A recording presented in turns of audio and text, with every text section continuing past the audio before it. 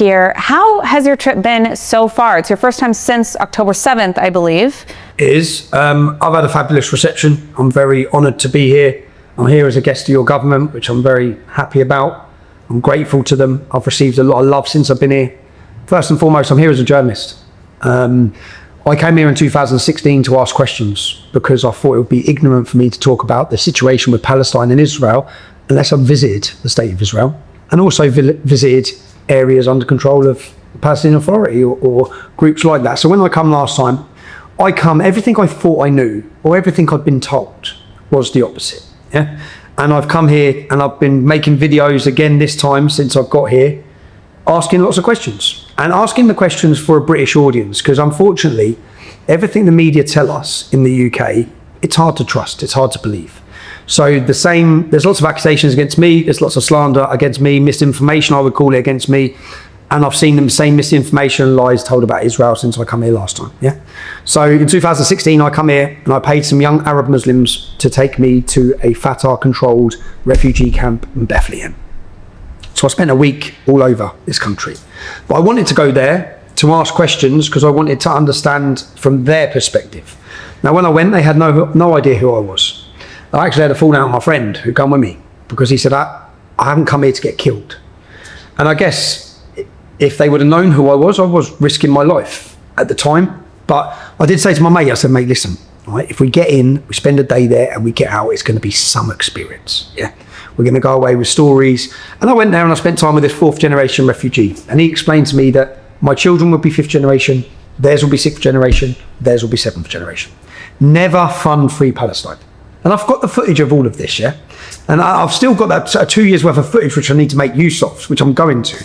But he said, never fund free Palestine. And I said, why? He said, because the money doesn't come to us. And I said, okay, who's oppressing you? As we're walking around this camp and the kids are there, and I asked where the football pitch is. They said there isn't one. And I asked where the park is. They said there isn't one. And for me, it was shocking. That the whole situation was shocking in the sense that I'm very vocal about my support of Israel, and I'm very vocal about my criticism of the non-existent state of Palestine anyway. And I explained to him that I left that camp after spending a day with them, wanting to give them money, wanting to help those kids. So it works. It works. And they keep them in that position, as I was explained by him, to bring European politicians in, to show the public this situation. But when I said to him, who's oppressing you? I expected him to say State of Israel. And he said the Palestinian Authority. I didn't know much about the Palestinian Authority, yeah? So I said, what do you mean? And as we were walking through the camp, this woman blew up a bus. He called her a martyr. So we have a totally different opinion on these people. But he said she's a martyr, he's a martyr. And then I understood, which he explained, that these people lived on the camp, yeah? And then he explained that if they leave the camp and they kill an Israeli, they then get money for the rest of their life.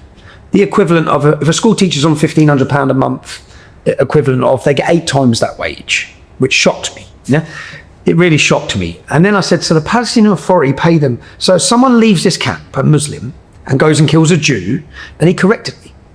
He said, no, an Israeli. I said, what do you mean? Like, doesn't have to be a Jew. Just has to be an Israeli. Yeah? So I thought, so that's the pay for slay. Now I know what was paid for slay. But they're rewarded. So then I looked up the Palestinian Authority. And I saw that the Palestinian Authority was funded by us, the British taxpayer. And it shocked the hell out. Because the British audience don't know this. Yeah? There's lots we don't know. But we would not know. And many who have just seen our government recognise the state of Palestine, rewarding October 7th attacks, but not just rewarding them, but recognising a state that still have a policy that they will use the money not to build hospitals or education, but to pay people to go and kill Israelis. So that was a shock for me as I walked around the camp. And as I said, I left that camp wanting to give them money. And the gentleman explained that they've had 2 times as much money as Germany after the World War, and they could all be living in villas. But instead they dig tunnels and buy weapons. So that was something I experienced. And then on that trip, when we left there, there's about 1,000 young Arabs, and they're camel racing. And I said, stop the car. And I had a I Love Israel t-shirt.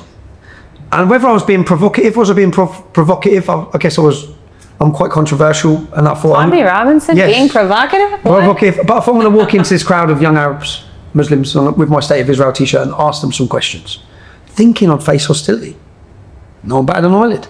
No one cared. And then, as we're there was a Jewish family having a picnic. And then I thought, they are succeeding more than we could in London. You can have a 1,000 young Pakistani Muslim mob and a Jewish family with kippahs on having a picnic in the same park in London. You just couldn't do it. Yeah? They would face aggression and hostility. So in the state of Israel, this one we got back. So in the state of Israel, 1,000 young Arabs, it worked better than I'd say in Europe or European cities. And then I asked all the Muslims, all the Arab Muslims I met in the state of Israel, I had no idea there's 2 million peacefully living here. I had no idea. And I asked them, everyone I met, what do you think of Donald Trump? Because Donald Trump just got elected. We love Donald Trump, strong man, strong man. I thought they'd hate Donald Trump, but they respected his strong man stance. We need strong man in charge of America. And I was on the Golan Heights as the bombs are going off in Syria. And I asked an Arab Muslim there, what's it like for you in the state living in Israel? Thinking he's going to have criticism. And he said, it's great. I pray 5 times a day. I said, but what's it like? I hear it's an apartheid state. I hear all these different things. And he said, I pray 5 times a day. And he laughed at me. He said, you think I want to live over there?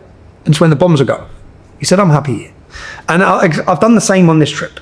On this trip, I don't know if you've seen my first video, when I went to South Tel Aviv, I was shocked to find that Israeli Jews feel the same way we feel in Britain due to mass immigration that's come into their communities, made them feel like outsiders from Eritrean, Sudanese immigration, whether it be Christian or Muslim. But then I asked illegal immigrants in that community on this trip, how does Israel treat you? Are you discriminated against? No, not a negative word to say. So everything I also thought that Gaza had some massive wall. Yeah, I thought it had turrets and army barracks all the way along the whole perimeter of it, as in it was a prison. And then I realised that wall's about 20 metres long that we see on the news, and that there's just a field and fencing. And so everything I thought I knew, I come here to ask questions. I went back, and I obviously faced a lot of criticism back home for lots of reasons, lots of accusations, but especially for my support of Israel. But whenever I meet anyone, I just say, have you ever been there?